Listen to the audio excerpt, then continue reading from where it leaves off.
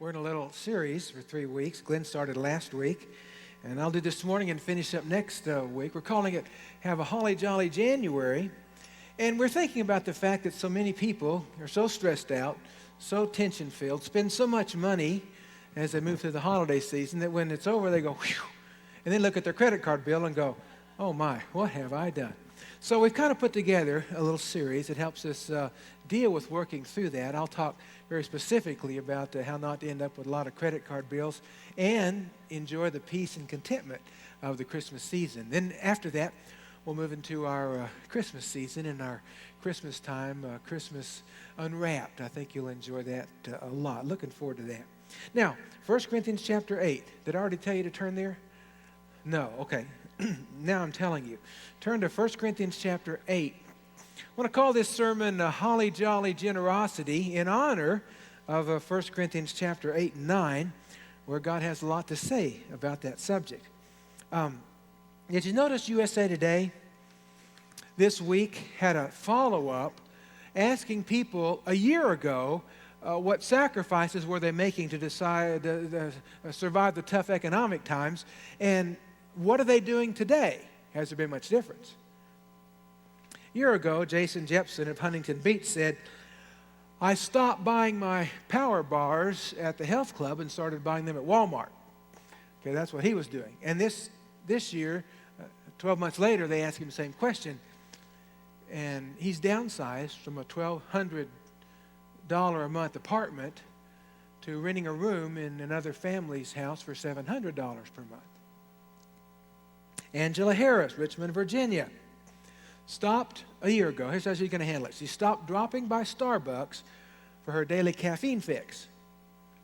And today, her husband, to keep his job, has moved over 100 miles away while she still lives back at home. Deshaun Davis, Louisville, Texas, cut back on spa treatments to Nordstrom's. And today, she's downsized. Gone from a 4-bedroom, 3-bath house to a 2-bedroom, 1-bath house. These have been difficult times. Now, I want to use that sort of to introduce. If you look with me now in 2 Corinthians chapter 8, we're not the first culture that suffered like this, are we? No. We're not the first culture gone through some tough economic times. It happened back in Bible times, and it gives us some great lessons. In 2 Corinthians chapter 8, verse 1, Paul writes, and now, brothers, we want you to know about the grace that God has given the Macedonian churches. Out of the most severe trial, their overflowing joy and their extreme poverty welled up in rich generosity. I've capitalized some things. Most severe trial. Does that sound like pressure? Well, sure it does. Extreme poverty. Well, sure it is. You know, a lot of us would describe our culture probably not to that level yet, but there's a lot of fear, a lot of anxiety, a lot of pressure, a lot of financial issues. I can just mention the word economy, and some of us just start jittering, you know. We're told that things are turning better, and they are. And probably will continue to get better. But we still in the back of our minds are wondering, well, they messed it up once. Can they mess it up again? And now with Dubai faulting on its debts, they're wondering if the whole thing will kick off again. I mean, you know, all this stuff going on. And it produces a terrible anxiety. Let's be honest about it. What if I lose my job? I'm already in deep economic trouble. How in the world am I ever going to crawl out of this? Will I have enough? Will I ever be able to retire? Okay, lift your hands. How many of you are glad you came to church this morning? Hands down. How many of you need a Valium or two? They got some back at the sound booth there, maybe 3 or 4 or 5, whatever you need. They'll be glad to help you back there. Now, the truth is, we started this series, and Glenn had a lot to say last week about how do you handle tough times and what does God say.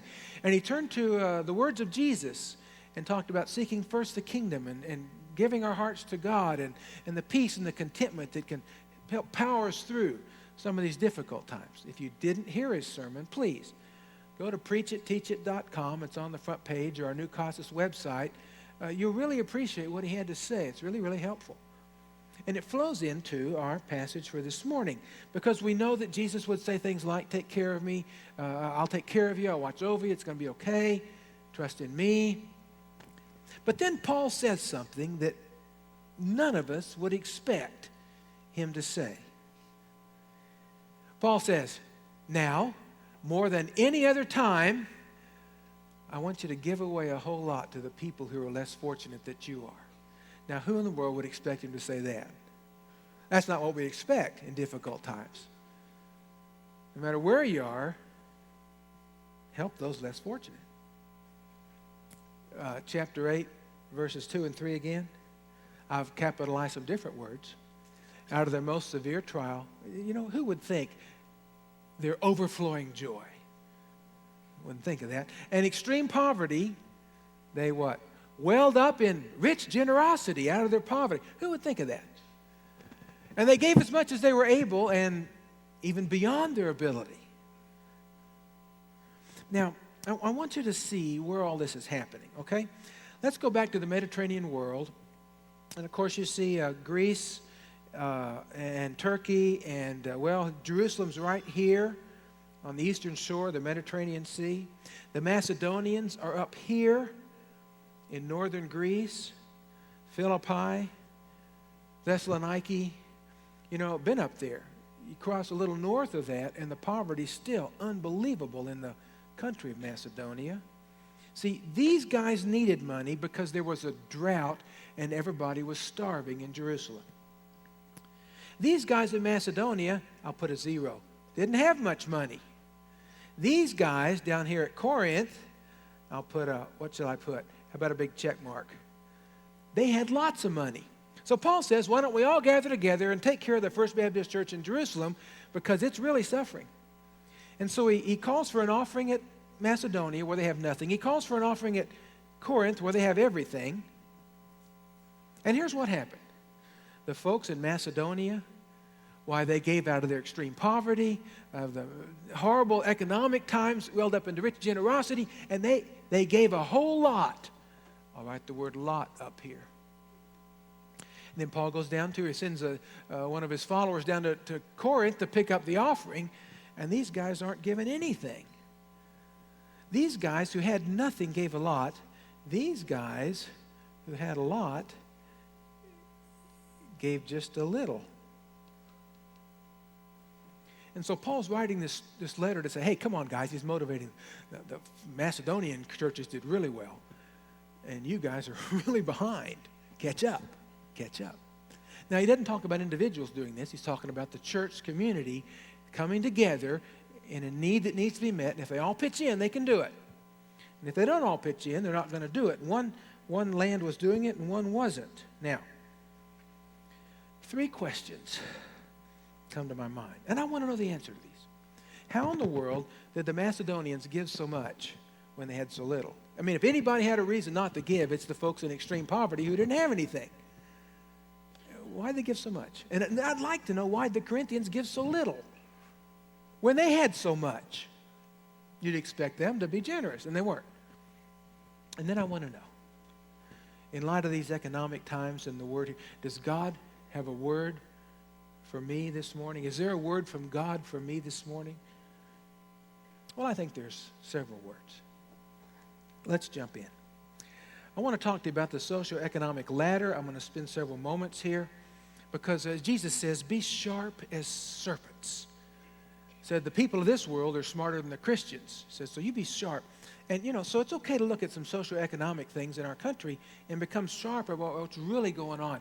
Sociologists have divided our population in America into 9 different socioeconomic strata. And it's not only how much money you make, it has to do with education and other factors, but 9 basic strata. The folks in the highest strata make approximately $300,000 a year. The folks that they call level 2 are at poverty level, about $34,000. And the folks at 1, $12,000, working at a fast food restaurant, how in the world are they ever going to make it? Oh, education. The number 8s and 9s tend to have PhDs, postdoctoral work. The number 3 might just have a high school education. Although this is all over the board. You can have a high school education and still own your own business, and you got the point. But in generally speaking, so we exist in a country with a socioeconomic ladder. We can learn a few things from that. How do we congregate and trust people on the ladder? Okay. The rich people tend to congregate with the rich people. Okay? The poor people tend to congregate with the poor people, the 1s to 3s. And the middle class people, to some degree, tend to congregate in the middle class areas. I'll illustrate. Jerry Jones' new Dallas Cowboy Stadium, which, let's be honest about it, is simply a monument to a man. It's obscene. That's my opinion. You may disagree, even though I love the Cowboys. It's just obscene. It's cool. It's neat. But in light of today's economy, well, I won't even go there any further because I like the Cowboys. But you notice that up at the top of the stadium, he's built what? Skyboxes. Why? Because the 8s and 9s, they want to enjoy the game like everybody else. They just want to do it in private. They don't want to associate with the other folks. But the middle class folks, 4 to 7, they don't care. And they're part of the mob of 80,000 people out there. See, sitting together, cheering together, drinking beer together. They congregate together. And of course, the 1 through 3s, they don't go to the game because they don't have any money. It's interesting about trust, levels of trust. The 8s and 9s tend not to trust anybody. It's because they live in an artificial world and they think they know it all. I mean, after all, look at the business, look at the company, look at the money they manage. They have a very myopic world vision because they just tend to live around themselves. And they try to decide how to run the country as if they know best because it's the intellectual what? What do we call it? The elite. They don't trust anybody but themselves. Now, the poor people, the 1s to 3s, and I'm going to use poor as a socioeconomic level. There's other things involved, of course. But they don't trust anybody either. You know why? Of course you do.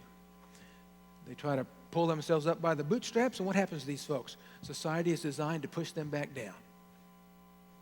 The whole healthcare issue. You've been with your kids when they couldn't get a job, so they had none.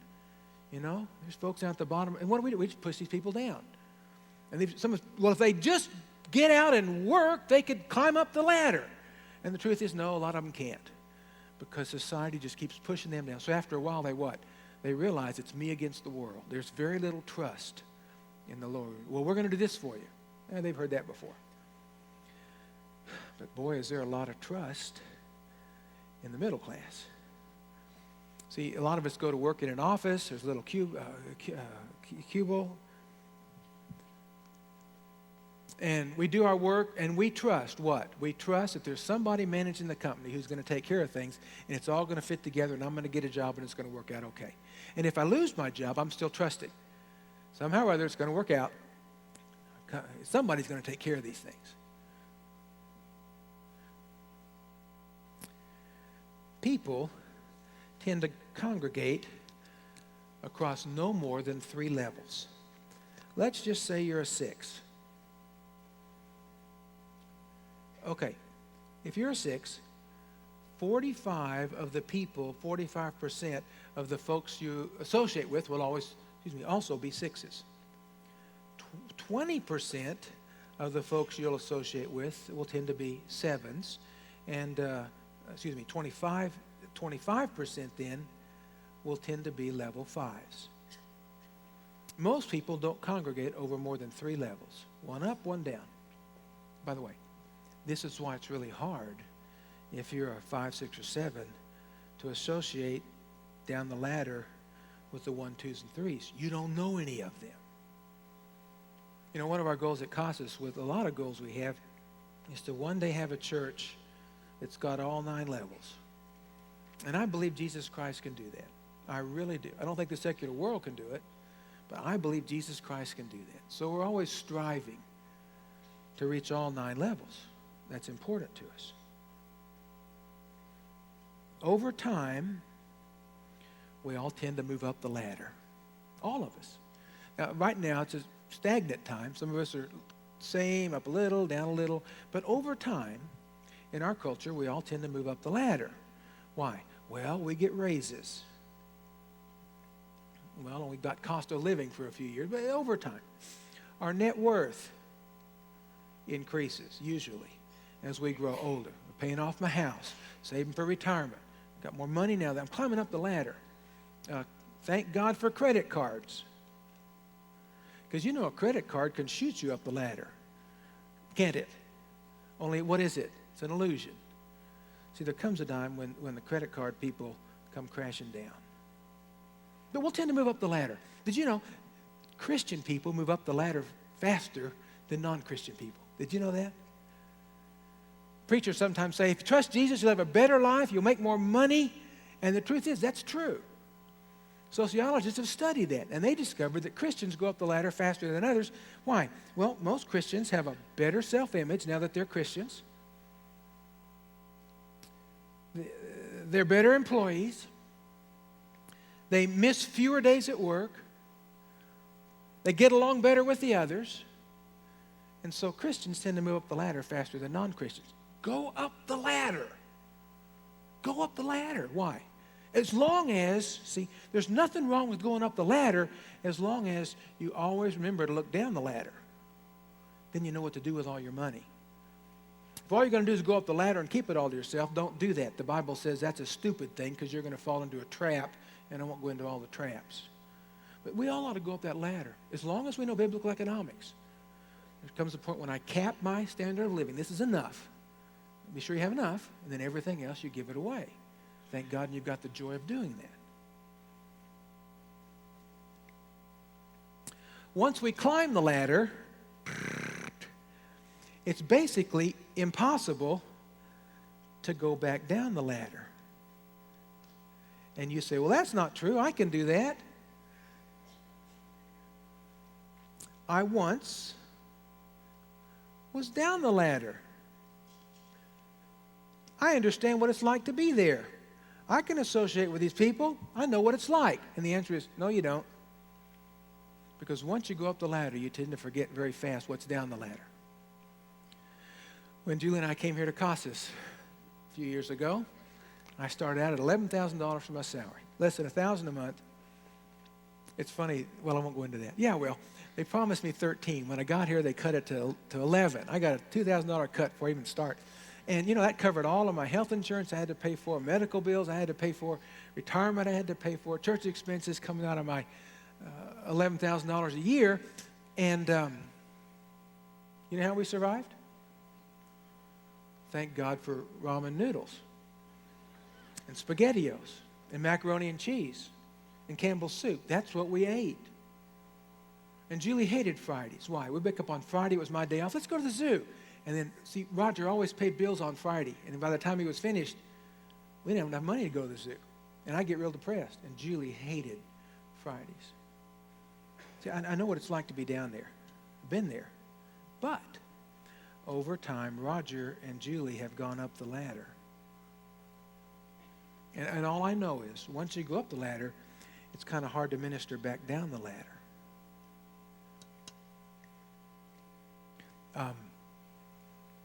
My daughter Bronwyn, and I share this, but I think it's such a relevant fact. My daughter Bronwyn once said to me on Sunday afternoon, hey, Dad, let's go take care of the poor this afternoon. It was July. It was hot. Didn't want to do it.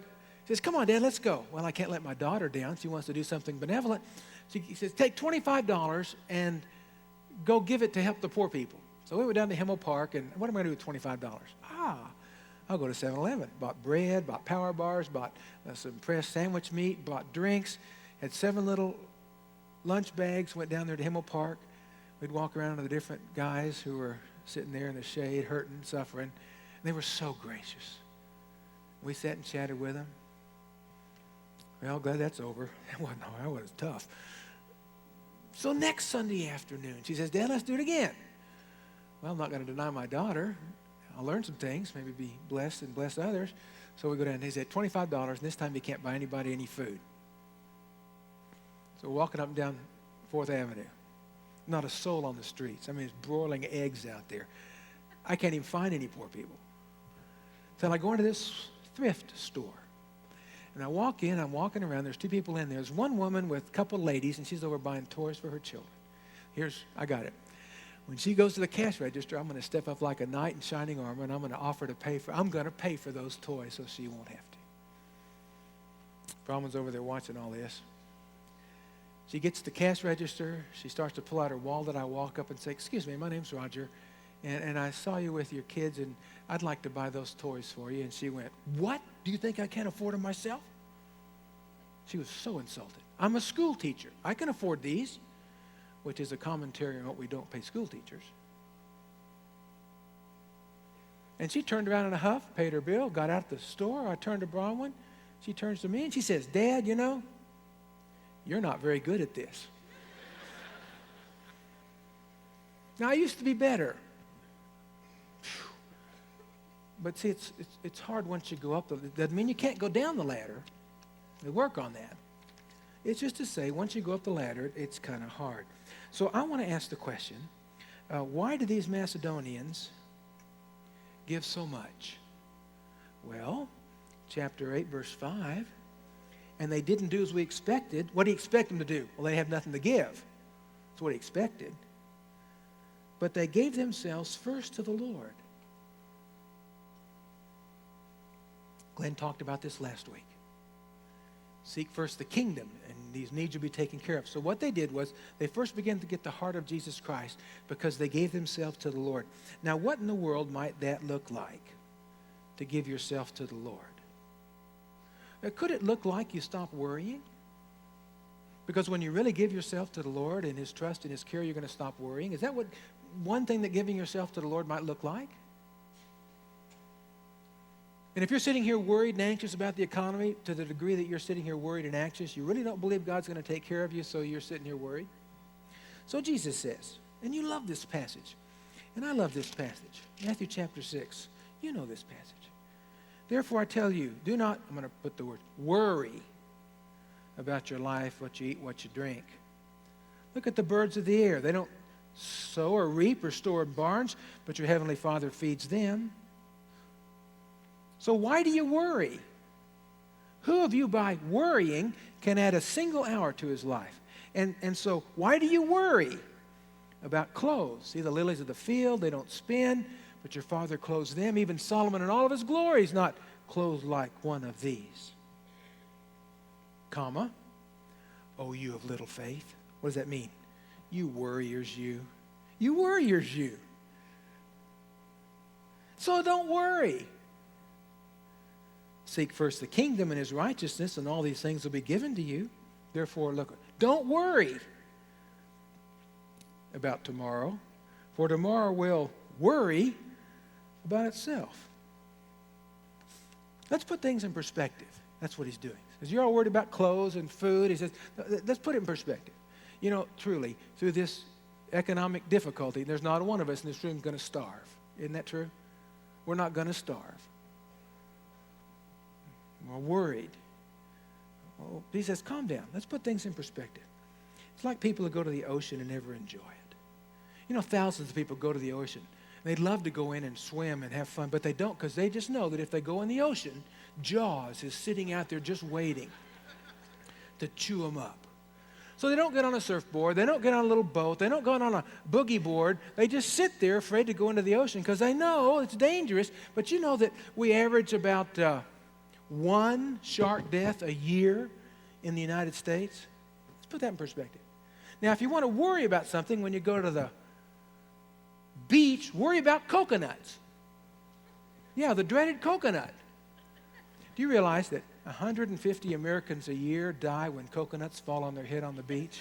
It is true. You're sitting there relaxed, drinking your drink, reading a book. Next thing you know, this coconut falls on you and you're dead. I mean, if you're going to worry about something, worry about coconuts, see? And that's what He's saying here. It's just coconuts.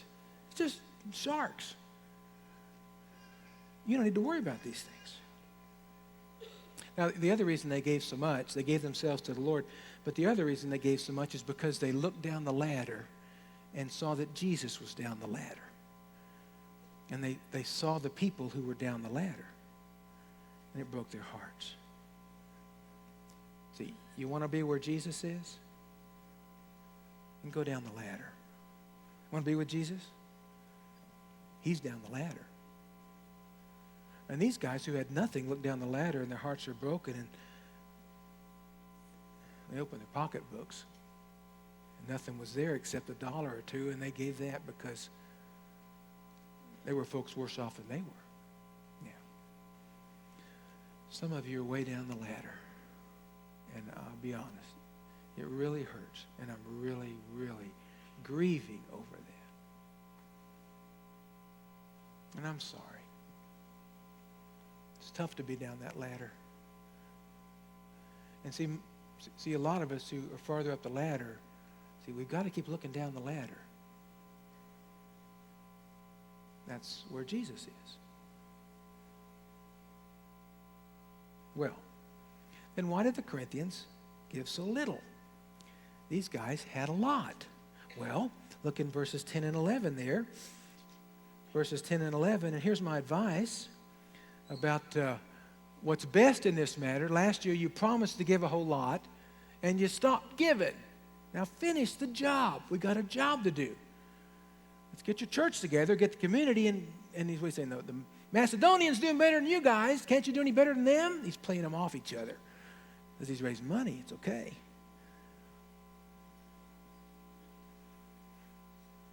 Why did the Corinthians give so little? Well, I can think of several things. They struggled to submit themselves to the Lord. They didn't trust that he's going to really take care of them. There was the fear, like everybody lives with. Do I have enough? Is this enough? How much is enough? We'll talk about that next week. How much is enough? And I'm sure they were struggling with greed and materialism because they wanted to go up the ladder. Problem was, if they go up the ladder, they didn't know what to do with it except spend it on themselves. And I've thought about this week. What about the fear of what the neighbors think? Some of us have gone down the ladder a bit, and we're afraid of what people thinking of us. Why? Because people think about us. We had a big Palo Verde tree in our front yard. It was huge. Trunk literally, that big around. It was huge. Had these giant branches branching off, and one day the windstorm comes and it cracked off 2 or 3 big branches. And I'm out there trimming branches. It's a terrific job. And I say to myself, it's kind of like a sail up there. I think I'm going to thin this thing out so the next time the wind blows, it won't just catch like a sail, but it'll kind of pass on through and I'll save my tree. So I decided to cut branches. I have a 16-foot ladder. And I'm up on my ladder cutting branches off. And I'm piling up this giant pile. I got a chainsaw. You know how many branches you can cut with a chainsaw? And I'm chainsawing these things off, and I got a pile about 7 feet deep of all these branches down below me. And there's one more branch. Now I think I can just get it. Now remember, I got a 16-foot ladder. And I find a branch that's about 15 feet 3/4. And I lay this 16-foot ladder up against that little branch. Well, that tall branch, it's a pretty thick branch. I say to myself, I can climb up, stand on the branch, and I'll cut down that one more branch. And I got a plan. If the one I'm standing on cracks, no problem. I'll just throw my chainsaw over there, and I'll grab onto this branch and hang on. Do you know how quickly you fall when something cracks? Man!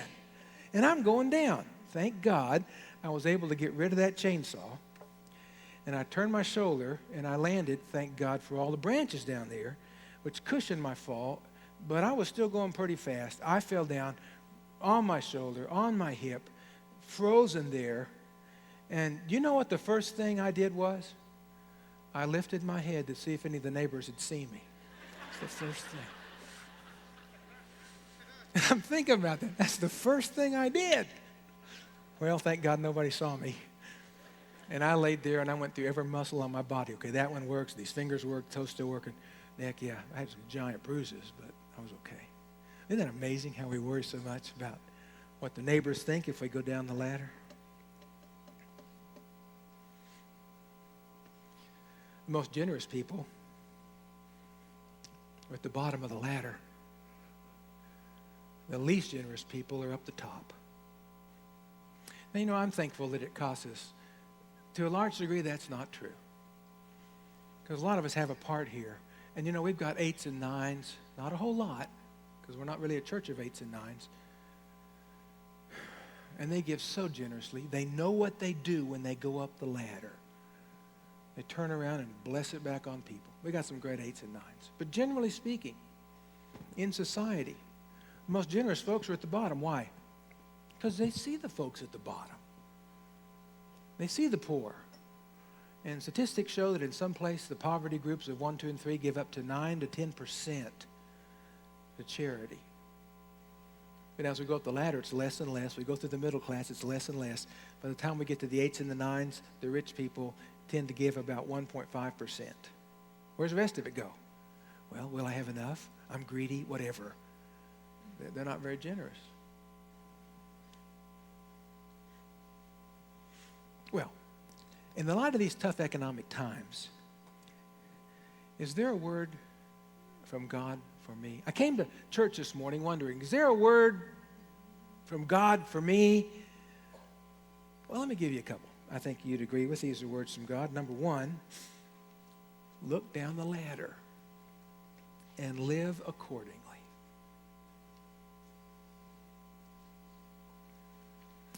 See, you're looking at people, some of which can't give anything.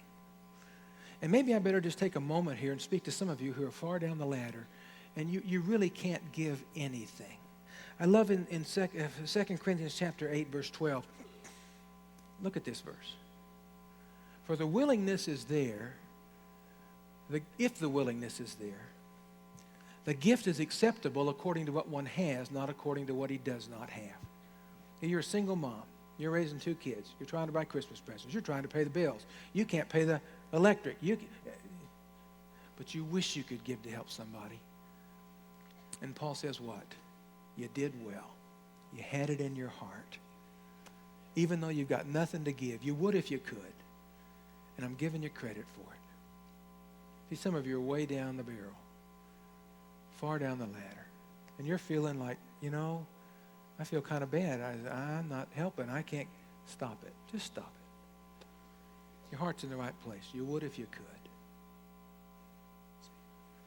could. And hopefully the folks up the ladder are able to look down at some of those down the ladder and meet the needs. That happens a lot at our adult Bible fellowships. We got a lot of folks who lost jobs all over our church in difficult times. And thank God for your adult Bible fellowships. They're sitting with you in the same kind of group, and there's the need, and you're meeting those needs. The church is meeting those needs. Now, to practice looking down the ladder, I want us to do Christmas a little bit differently than we tend to do it. What do we tend to do? We tend to go overboard. American consumerism drives itself like a Red Bull, overboard. And a lot of folks are dying in January. And a lot of folks didn't get help. It's so hard to buy for her. Why? She's already got everything. You know what I mean? And if she doesn't, she'll buy it. Well, it's time to kind of sit back, and why don't we do this? Why don't we decide wherever we are on the ladder, except for some at the very bottom, why don't you sit down with your family and say, we're not going to spend as much as we usually do on ourselves. We're going to spend some on ourselves, and then we're going to find somebody down the ladder and spend some on them. We're going to give some to them. Would that be okay? Sit down with your children. See, you don't want to surprise your kids. You don't want to open presents on Christmas morning, and you've got one envelope for your 8-year-old, and he opens up and he reads words like these. Dear John, I took all the money I usually give for your presents on Sunday, and I gave it to the orphanage. Merry Christmas. Don't do that, okay? But sit down with your kids and ask them how much they'd like to give and how much they'd like to receive. It's okay to limit that. Most of our kids aren't destitute. And we're working with them to move down the ladder just a bit. One example. It's a personal one. I'm going to use this as a personal one. But Julie and I try to do that. And then you do too. So many of you do. I give money at Casas, and you do too. I know it's helping a lot of people. But there are folks down the ladder, Christmas time. Julie and I have a housekeeper. We travel all over the world, and we travel a lot. When we come home, we just put it in our budget. The last thing we want to do is clean the house. So in our budget, we have some money for a housekeeper. And I know that she's not on the same socioeconomic level Julie and I are. She's not even 1 level down. She's probably not 2 levels down. I know she's at least 3 levels down. maybe more. I don't know. And so one thing Julie and I do is every Christmas we give her a giant bonus. Not just to help them get through Christmas, presents for the kids, but just, they're hurting. This is one simple example, okay, of something that you might do. Look down the ladder and find somebody and decide this Christmas you're going to give some down the ladder. And second thought. Okay, here's what God says. Be like Jesus. Don't just look down the ladder. Climb down the ladder. Roger, let's go give some money to the homeless guys. I'm climbing down the ladder. We've had ABFs in our church who've given their time every Saturday night to go down to 4th Avenue to evangelize and share the gospel and feed the homeless. That's a community of people. It's not individuals doing this. That's fine individually, but it's one thing when a community comes together and you support each other and you're climbing down the ladder together. If you go on any of our GO trips, global outreach trips, and you've gone to Mexico, so many of you have with your ABFs, and what have you done? Together, through our gifts, we've built orphanages. We've built mess halls down there for orphanages. We've built playgrounds, chapels. We've partnered with other churches. They give the money. Our guys build the chapels. And here's what I've learned. If you go overseas on a trip, you see all these poor people. I promise you. The world's full of them. And you think you're going to never forget it. But you come back to the States and all the materialism's here and all the promises you made about what you do, you don't do those. Except a few folks. Here's what happens though. Go twice more. You make 3 trips down there to the same people, and I promise you'll start sending money to those folks. You'll be given to the Go ministry because you've seen what it's like to be there. You have climbed down the ladder. And we do that most effectively as a group. And we enjoy that. And we're blessed by it. So are they. Now,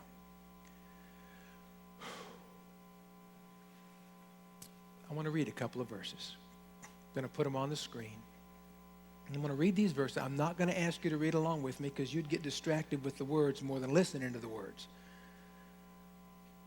And I want to read these verses. Then I'm going to read one that's not on the screen. And then say a blessing, a little prayer, and we'll dismiss till next Sunday. If I let you just sit there, stand up. Let's all stand up. Stretch a little bit.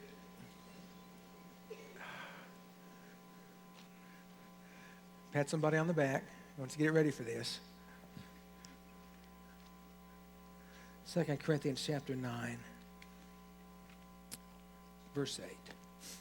And God is able to make all grace abound to you, so that in all things at all times, having what you need, you will abound in every good work. See, God says, good biblical economics, you do it right, you get in line with Scripture, you're going to save and have money to give to the poor, and you'll abound in it. As it is written, He has scattered abroad His gifts to the poor. Now, how does He do that? We talk about there's a Lord who owns the cattle on 1,000 hills. But you know what? The cattle on 1,000 hills doesn't give anybody anything. See? There's no magic cows out there unless you and I take the money or the time or the service and give it. It doesn't get to these folks.